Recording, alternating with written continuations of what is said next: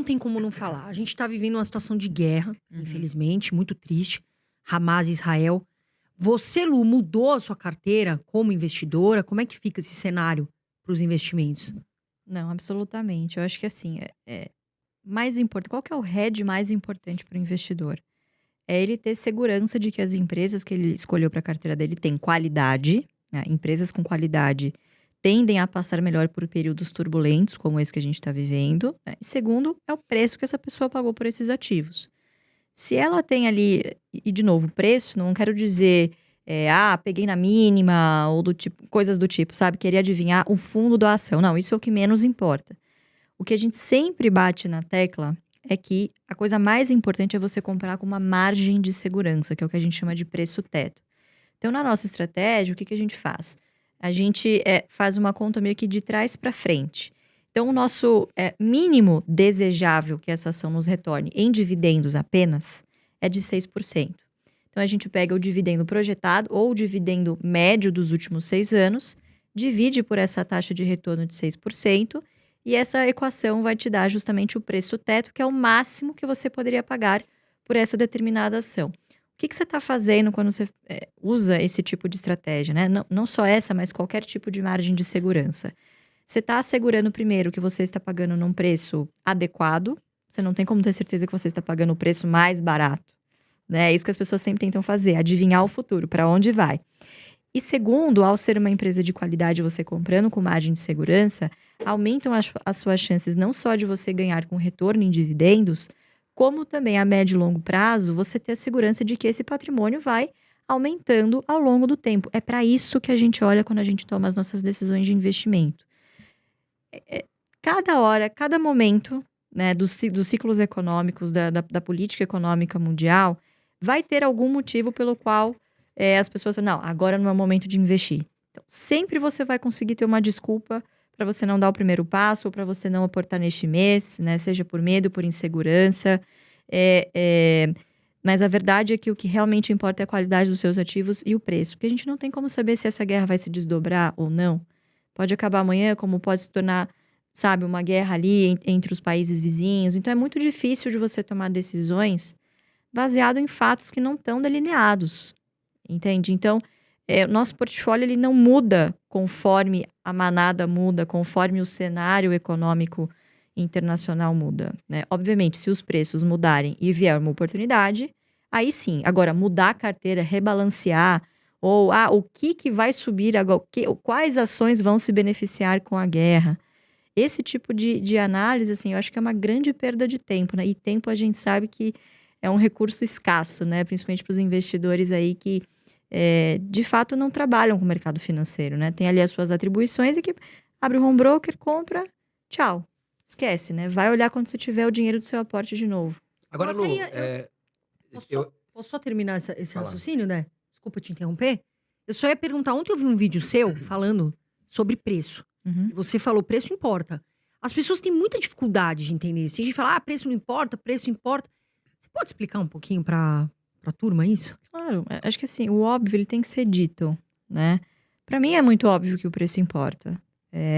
Você vai no mercado, tem uma promoção. Você não vai ficar feliz de pagar mais barato pelo mesmo produto? A mesma coisa acontece na bolsa. Então, se os dividendos são pagos em função da quantidade de ações que você tem R$1.000 para investir, você sabe que aquela empresa é boa. Você quer pagar R$20 por ela ou R$10 por essa empresa? Você quer pagar 10? Porque daí você compra o dobro de ações que você poderia comprar com este mesmo aporte. Então, o preço ele é extremamente importante. E eu vou além. Você pagar caro por um ativo, por melhor que ele seja, ou porque é um ativo que está na moda, imperdível, tenho... Porque assim, alguns ativos de vez em quando entram na moda e você se sente um idiota se você não investe naquilo, Sim. né? Então, vira e mexe é uma moda nova. Então, Magalu, caramba, a corretora que não indicasse Magalu tá por fora, entende? Então, o investidor, ele se sente nesse ambiente do tipo, nossa, o que vão achar? Imagina se eu não tiver isso, eu sou um idiota, o que eu tô fazendo? Né? Ele se importa muito mais com a opinião dos outros do que com a sua própria, né? Com o seu dever de diligência de estudar e entender o que ele está fazendo com o dinheiro dele. Então, o preço ele importa muito porque ele vai ser determinante, tanto no seu retorno em dividendos, quanto no seu retorno em valorização. A soma dessas duas variáveis é o retorno total ao acionista, né? Então, por isso que é extremamente importante você usar o preço teto, né? Você estabelecer ali um limite até onde você pode comprar essa ação. Passou desse preço teto, deixa essa carteira lá, ela vai, essa ação lá, ela vai continuar te pagando dividendos. Você vai usar esses dividendos para fazer outros aportes, certo? Em outra empresa que esteja abaixo do preço teto. Tão simples quanto isso. Muito bem explicado. Agora, Lu, uma pergunta que eu venho recebendo bastante é sobre a questão da Taurus. Com essa situação do conflito Hamas, Israel, que pode se estender para outros países ali, a gente sabe que a Taurus ela vem fazendo alguns acordos com a Arábia Saudita, enfim. Sim. É uma empresa muito grande, né? Para quem não conhece a Taurus, hoje ela é fabricante de armas, não vende armas só para o Brasil, muito pelo contrário, ela vende muito para o exterior também. De certa forma, claro, a gente, né, não quer. A gente quer que esse conflito acabe, mas a gente tem que olhar o cenário econômico realista. A Taurus, de alguma forma, ela pode se beneficiar com esse conflito atual? Olha, eu acho que em teoria sim, né? Para que isso se concretize em termos de receita, né? De resultado, obviamente que no balanço de hoje, ela ainda exporta majoritariamente para os Estados Unidos. Então, a demanda dos Estados Unidos, ela é determinante para as receitas da Taurus hoje, né?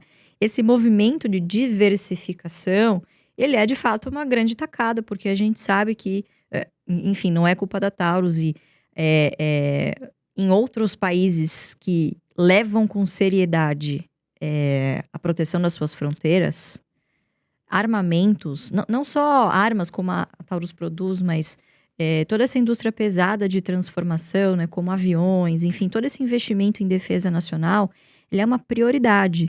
Então, o orçamento árabe para esse tipo de produto, ele é gigantesco, né? Os árabes estiveram aqui esse ano, né? Enfim, fizeram várias rodadas, enfim, é aberto na mídia, fizeram várias rodadas com bancos, estão comprando tudo, né? Tudo que eles podem. Até jogador de futebol, né? Até jogador de futebol. Pois é, então. Então, eu acho que essa liquidez e essa prioridade que eles estão dando agora para a soberania do país, para as suas defesas nacionais, eu acho que abre uma avenida de crescimento no futuro muito importante para a Taurus. Agora, o que o investidor pensa? Ai, meu Deus, tá tendo uma guerra Israel-Hamas. Eu vou comprar Taurus porque vai subir amanhã. Entende? Então, isso muitas vezes não acontece linearmente. Entende? Isso demora um tempo para até virar resultado, né? Mas eu acredito que sim, é uma ação que uma empresa que, em tese, se beneficia não só dessa guerra atual, mas a gente está assistindo cada vez mais esse crescimento, né, de conflitos em diversas regiões do mundo, né? Então, ano passado a gente teve Ucrânia e Rússia. Que ainda continua, né? Que ainda continua, né? Que havia uma tensão muito grande nesse conflito. E o lucro da Taurus não subiu exponencialmente por conta desse conflito isoladamente, né? Então, não é linear, né? Eu acho que existe, sim, uma avenida de crescimento em que ela vai se beneficiar. Inclusive, já tem fornecido para alguns exércitos, né, da Ásia. Já está presente no exército das Filipinas. Então, é um armamento, é uma empresa que está crescendo em relevância nesse sentido, né? Mas, por enquanto, o que faz a diferença ainda é o mercado americano. Quem sabe, né? Eu acho que uma grande diferença entre a guerra Ucrânia-Rússia e agora Israel-Hamas é que envolveu-se o tema terrorismo, que a gente sabe que para os Estados Unidos é um tema extremamente sensível. Hamas é uma célula terrorista. Os Estados Unidos sofreram muito, então, assim, são simpáticos ao direito de Israel de se defender. Então, pode ser que o ambiente ali nos Estados Unidos, de fato, fique um pouquinho mais cauteloso. Isso vai levar com que mais americanos, obviamente, vão ao mercado e busquem por mais armamentos. Aí sim pode fazer, acho que, uma diferença mais rapidamente do que essa avenida de crescimento na Arábia Saudita. Mas, sem dúvida, acho que pode se beneficiar, sim. Agora, Lu, voltando um pouco para Taurus, né? Por exemplo, nesse cenário, é hora, na sua opinião, do iniciante comprar a Taurus? E emendando numa outra pergunta, você acha que o iniciante, a Taurus, seria uma opção para o iniciante ter como uma primeira ação na carteira? Olha, Carol, assim, o cenário para Taurus, ele mudou diametralmente de uns anos para cá, né? Eu diria que até 2021, início ali de 2022, a Taurus estava num período ainda de finalização de um turnaround, que hoje a gente sabe que foi muito bem sucedido. Agora, daqui em diante, é uma empresa que vai buscar outras avenidas de crescimento. E que também publicamente já se posicionou de que, olha, queremos crescer, né? Vamos fazer fábricas na Índia, vamos vender para a Arábia Saudita, só que a gente não vai esquecer de remunerar o nosso acionista. Então, eu acho que apesar de ser uma empresa que passou por um turnaround recente, né? Ela faz parte de um setor que ele tem importância ao redor do mundo. Quer dizer, o Brasil é um dos poucos países que demoniza, né, esse tipo de indústria. Mas a indústria bélica é uma indústria, não digo primeira necessidade, mas é muito priorizada lá fora, né? Defesa nacional é uma coisa extremamente importante para qualquer nação. Então, eu acho que tem o seu fator de perenidade. Agora, é o seguinte, não é uma empresa previdenciária que, igual uma energia elétrica, enfim, não tem essa perenidade nos seus resultados. De novo, ela depende de exportação, de demanda por armas nos Estados Unidos. Então, obviamente, pode ter períodos de ciclo, como a gente passou agora, né? 2021 foi um ano muito atípico, né? Então, você teve pandemia, principalmente, que deu ali uma freada primeiro nas compras, depois você teve toda uma demanda reprimida que foi toda de uma vez em 2021, né? Então, quando você para comparar, parece que, nossa, é uma porcaria, né? Mas não é isso, é que a base de comparação, ela é meio injusta, né? 2021 foi um ano muito fora da curva, mas a gente vê que essa demanda lá nos Estados Unidos, ela tá começando a voltar ali para um patamar de normalidade.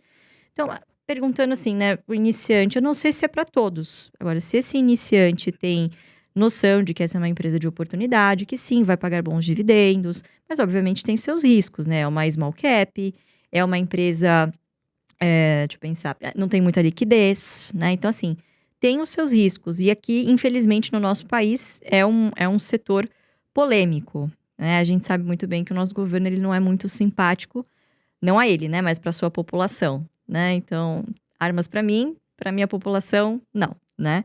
Então, obviamente que isso causa sempre um temor no investidor em relação ao mercado doméstico, né? Então, acho que em resumo é o seguinte, se você sabe o que você está fazendo, mesmo você sendo iniciante, empresas de oportunidade, você não vai colocar todo o seu patrimônio. É o dinheiro da pinga, não o dinheiro do leite, né? Eu, particularmente, preferiria que o iniciante entrasse na bolsa fazendo uma carteira previdenciária. Até para que ele se acostume com os fluxos, para que ele se acostume com a volatilidade, né? O sobe e desce, tô rico, tô pobre, né? E a gente está passando por uma fase, um ano de altos e baixos, né? O gráfico desse ano aqui é uma montanha-russa. Impressionante. Então, eu acho que, assim, por uma questão de conservadorismo mesmo, de você primeiro encorpar a sua carteira previdenciária, aí quando você tiver já dividendos mais robustos e você quiser separar uma parcela da sua carteira para coisas de oportunidade, eu acho que aí não tem problema. Depende muito da maturidade, né, do investidor.